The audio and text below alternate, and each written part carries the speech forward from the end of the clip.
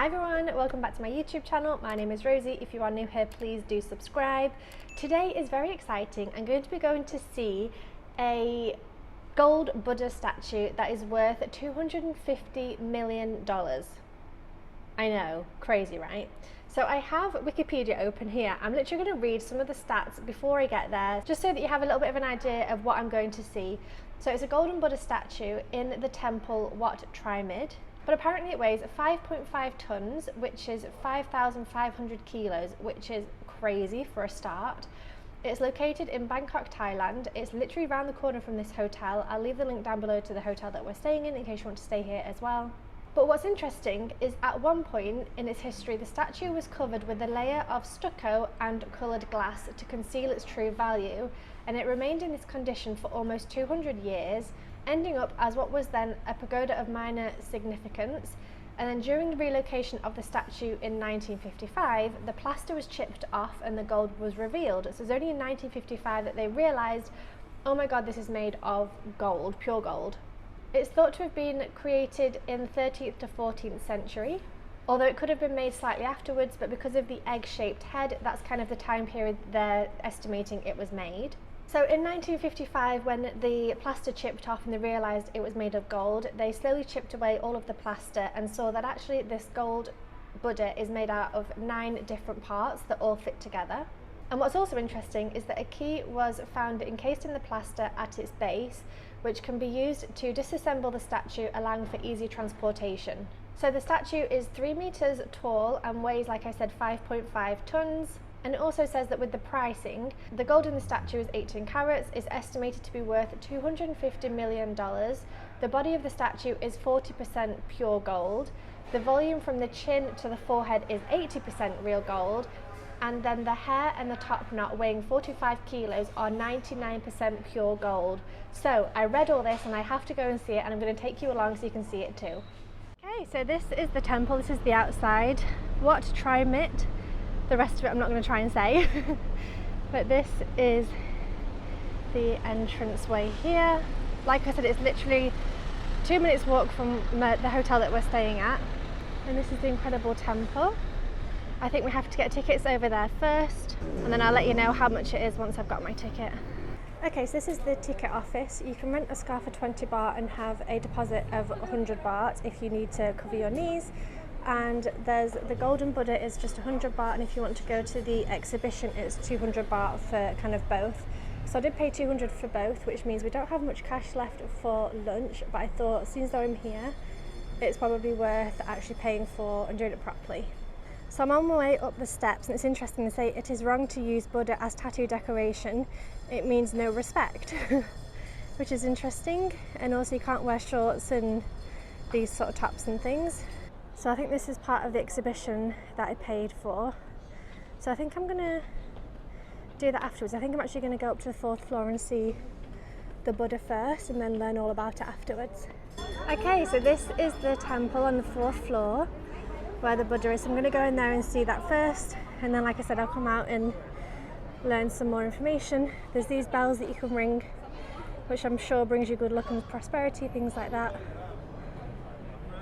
You can also buy things, I guess, to give to the Buddha. Okay, so just to give you a little bit of an update, I was taking my shoes off and I'm wearing leggings, so they are tight and they kind of show my curves and things. And a woman was like, no, you can't go in, you can't go in. And I was like, okay, why? And she said, you need to be covered. And I was like, I am covered, I'm wearing trousers. She's like, no, like sort of doing the figure of a woman, I think because they're too tight and too sexy or something. You have to be covered, you have to be covered. But to rent a scarf, like I said, it's 100 baht or something. So I was like, well, I don't want to pay for that. And at the same time, a guy was taking some trousers out because he's wearing shorts and saying, oh, do I have to put trousers on? And they're like, no, you're a man, it's fine, you can wear shorts. So he's allowed to wear shorts, but I'm not allowed to wear leggings that are covering my knees. Anyway, so I said, well, can I borrow your trousers? And he was like, I mean, I guess, okay. So he gave me his trousers. I tried to put them on, but they were too small. So that was embarrassing. So he was like, oh, can you leave my trousers out here? And I was like, no, they're too small anyway. I can't wear them. I'm not gonna like put my fat ass into his small trousers and break them. So I gave them back to him. And then I was a bit like unsure as what to do, whether I pay for a scarf or not. And she came and gave me one anyway. So if you come here, Yes, you have to cover your knees and shoulders, but you also can't wear leggings, else they're going to give you a wrap, basically, which is so frustrating that women and men are treated differently, still in this day and age, but whatever, it is what it is. I understand, because it's like, you know, religion and respectful and things like that, but I am wearing this. So hopefully I don't have to pay for it, because I am technically covered, it's just not to their liking. Anyway, I'm now going to go in after that drama. Okay, so this is my first look of the Buddha. So this is the entrance way. It's all gold and sparkly and gorgeous. And then on the inside here, this is the Buddha that is worth $250 million.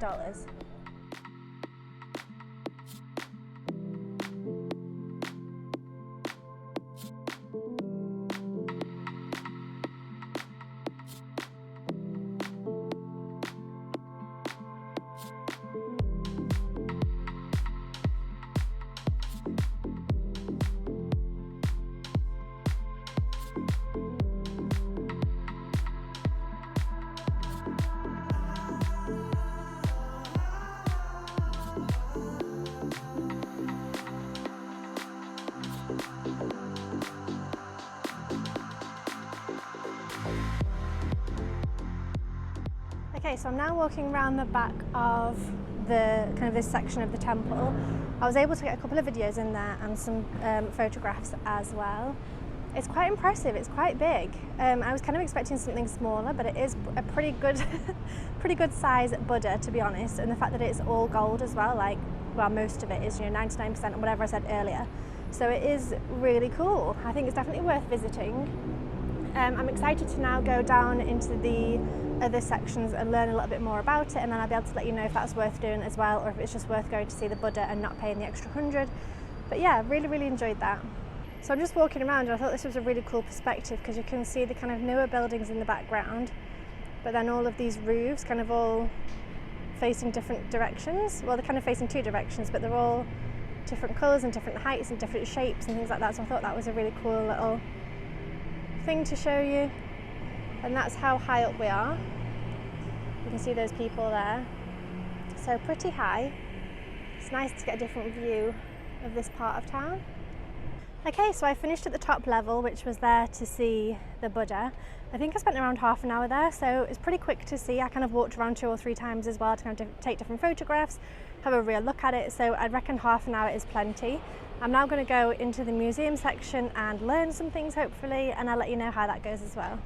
Okay, so I come to the 3rd floor exhibition. I had to just sign in, write my name, how many people, and then where you're from.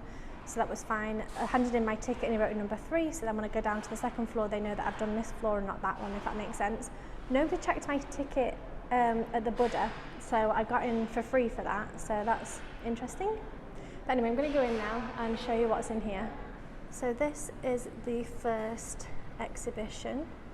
There's lots of seats here as well, and candles. I love those in the walls. That's so cool. And this is obviously the temple. So the gold Buddha is in that section there. I'm currently here, and I think there's also an exhibition down there that I'm going to go to. That's a really cool view. And then there's also this. Okay, this is cool.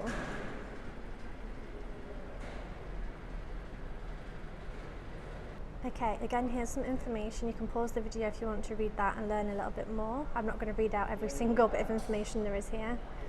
And it's also talking about making the model image.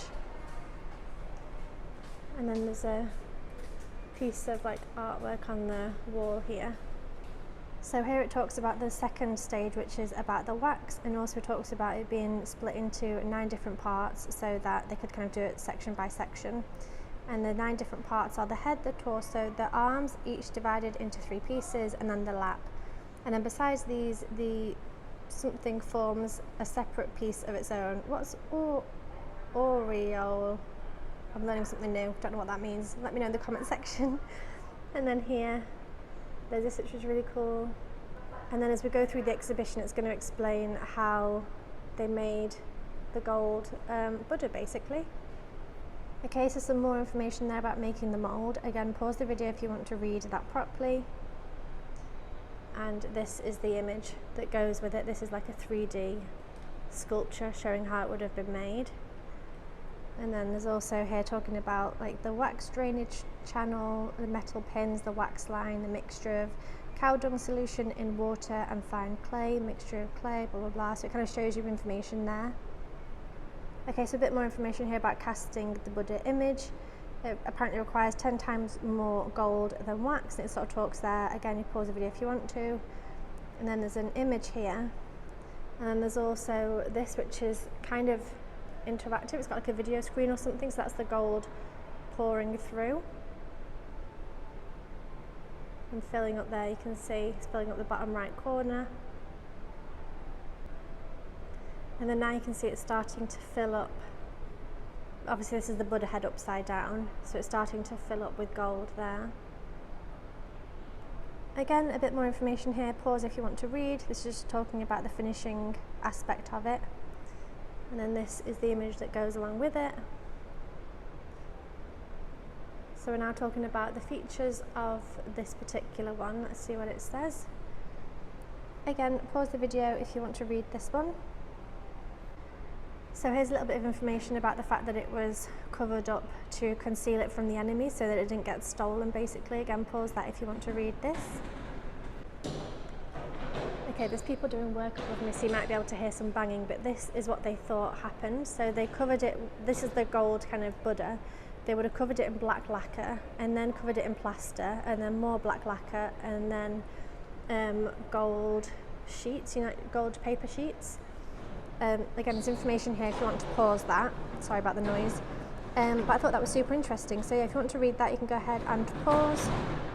And it says that this is the plastered face of the Buddha. So it's slightly different because it's got a more square face. The prominent nose looks slightly hooked at the rather large tip and the thick full lips. So it looks slightly different to how it looks now. You can see actually the nose there. So the nose was a lot kind of smaller and the lips were thinner, and then when they redid it, everything got bigger basically. And these are the materials used for plastering, lacquering and gilding of the Buddha image. So there's sand, there's straw paper, there's hide glue, there's gold leaves, black lacquer, cane sugar, limestone, seashells, all that good stuff. And then we're talking about the transport of the gold Buddha, so let's read about this. So here's some information here. Again, you can pause that if you want to read it. There's an image here, and then there's also this, which is like a 3D reenactment, I guess, of how they would have moved it. So it's saying here what they would have done is put the Buddha on a wooden plank, attached rope to that and pulled it along, and then had these circular bits of wood that they, as they pull along, they would kind of move them to the front, if that makes sense. So it's kind of an old way of having wheels back when we didn't have wheels yet. You're going to have to excuse the noise above me and kind of around me, but this just talks about how it was moved to a different temple to where it is now. And then there's some information here. So again, you can pause that if you want to read about that. Again, more information here, and this is talking about the fact that in 1955 they realised it was gold underneath once it came crashing down and some of the plaster came off, and then they realised that it's actually gold underneath. Oh, so here's a bit more information saying that it fell. They were working from 11 AM until dusk. They were unsuccessful, and on the last go it fell under the excessive weight. It crashed, and it was during a thunderstorm, so they couldn't look at it there and then. So the following morning is when they found traces of plaster chips on the floor and revealed the lacquer underneath. So again, that's the Buddha face before the plaster was removed, and then that's obviously how it looks now. So it's a very different shape if you look at those two together. And then here they've actually got some of the pieces of plaster that were removed, so that's cool, you can come and actually see that. So this section is talking about the purity of the gold and about the silver and how the kind of prices changed and things like that. But actually they don't usually use this high quality gold for statues, but this one is pure gold, hence it's utterly shining beauty, it says. There's an image of the shining face. Okay, I'm running out of time because I need to get back to the hotel because we're leaving today, and I'm hungry. We need to get food soon as well. But if you want to pause this video in certain sections, you can read different parts that are here. There you go, you can see all 3 sections there, you can pause it. Okay, and then as we leave this section, there is a Little tourist shop selling things that you can buy. Okay, she just told me then, as I'd left and filmed the whole thing, that you're not allowed to take videos. Never mind. I'm now going to rush down and go down to the second floor and see what's there, because like I said, I'm getting hungry. I'm going to have to go and get some food soon and then leave to go to the airport. But it's really interesting to see, and also to actually see the pieces of plaster and see how the face look different and things. I think that's really interesting. Right, I'm going to go in this section now.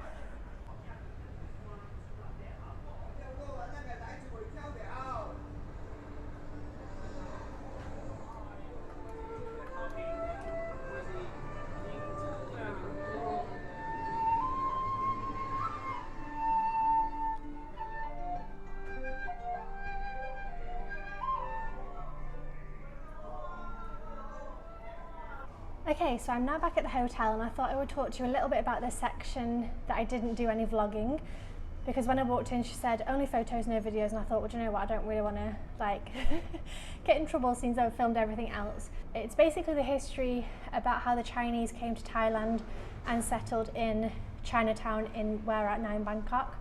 So I think it was super interesting. It was really